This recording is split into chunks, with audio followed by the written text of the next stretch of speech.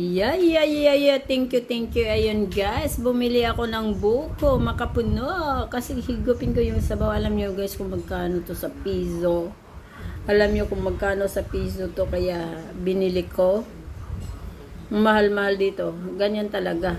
Kung gusto mo, kahit mahal, bilhin mo.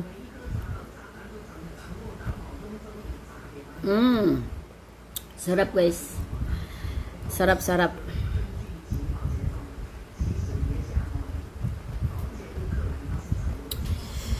Pag-uwi ko, pag sa Pilipinas ako talagang lagi ako inom ng sabaw kasi dito napakamahal mga ka-reals. Ito po ang buko. Kasing laki ng mukha ko. Ang cute. Ang kinis pa guys. Ha? Sarap. Kakainin ko yung laman nito. Pero alam